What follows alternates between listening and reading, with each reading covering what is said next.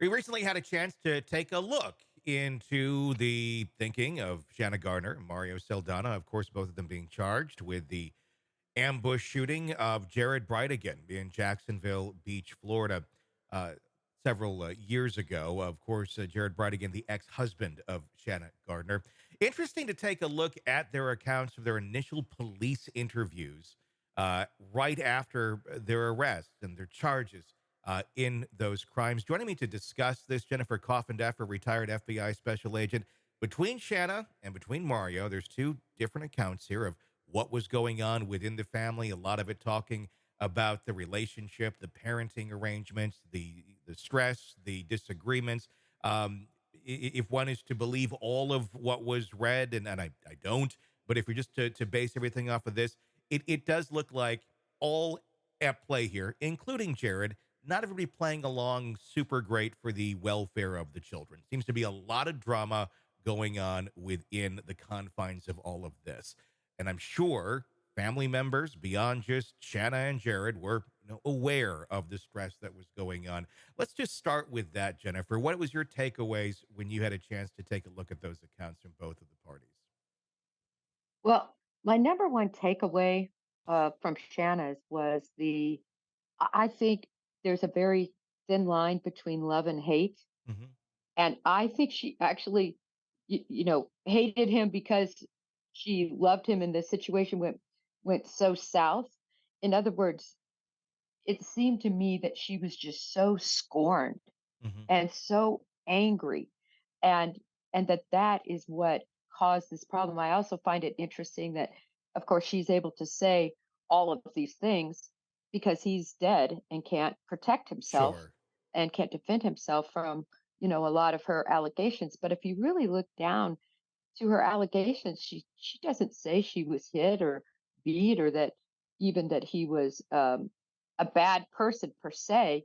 And I don't know. I gleaned a lot from that in terms of somebody who very much, I think, probably loved him and was, ended up having to get this divorce, which I don't think was something she wanted. Hmm. And that, I think, at the very heart of this, I know it all came down to the ugliness of this battle for the children and for custody. The other thing that came through very clearly was she feels like financially and monetarily, she was the reason that the family was doing well Hmm. and that he bled those funds dry, Hmm. and that she was angry about that. So Yeah. she just seems so scorned and bitter. Sure, sure. And obviously, no reason to ever kill somebody. If the allegations are true, it was a bit of a scornful breakup. And it does make you wonder a bit about the money and things of that nature, as far as how that was all handled and what the initial motives were. I mean, considering, I mean, she talks about how they met, really, first date didn't go that great, but within a few weeks they were engaged and then married after a handful of months.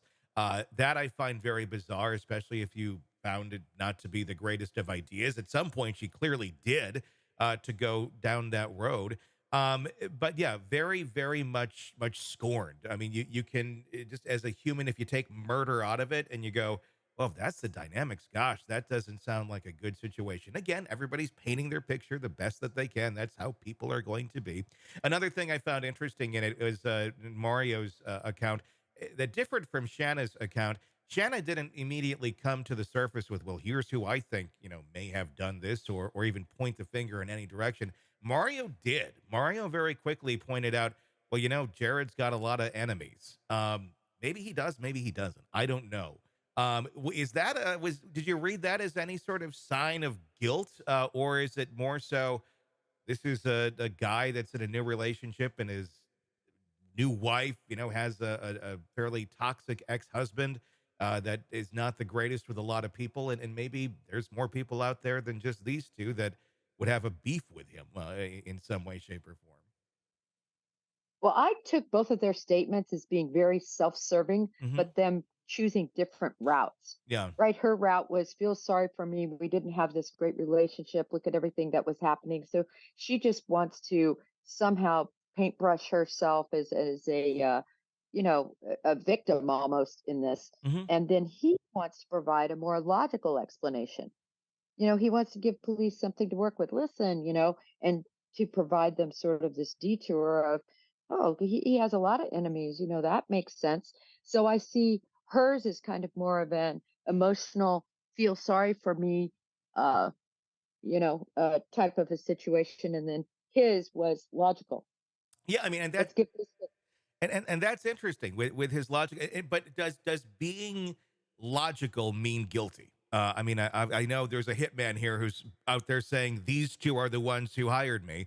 But does being logical about this mean guilt? If you're in that situation and you know this about a person, that the person has a lot of enemies, that, and again, I don't know if he does or not. I'm just basing it, for devil's advocate purpose on the documents we're talking about.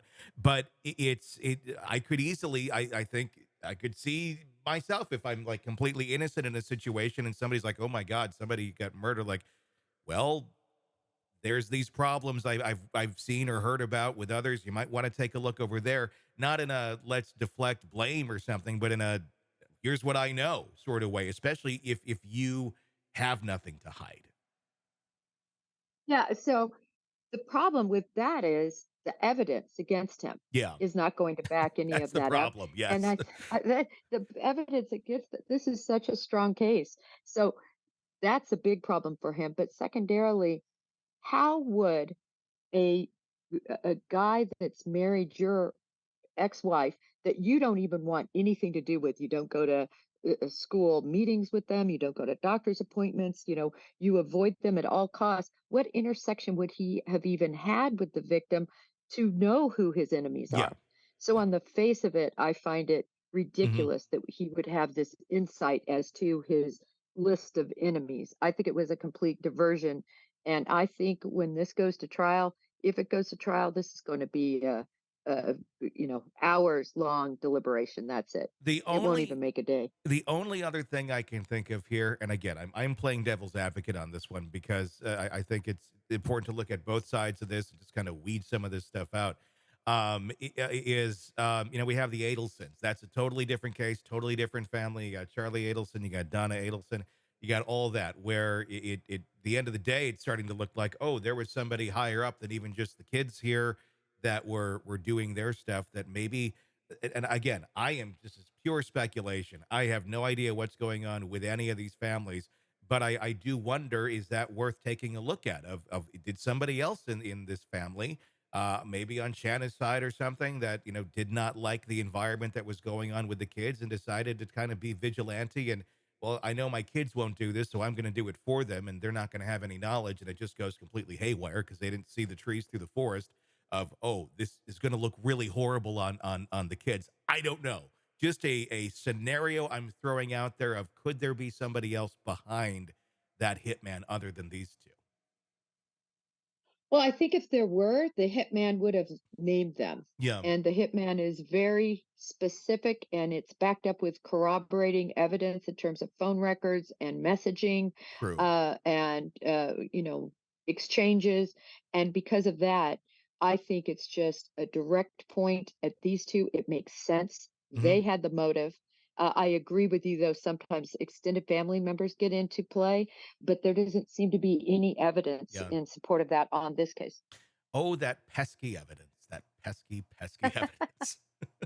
Hey, it's Tony Brueski. If you like the podcast, be sure to like, subscribe, and press that bell so you don't miss any of our updates on the cases we're following for you right here at the Hidden Killers podcast from True Crime Today. And thanks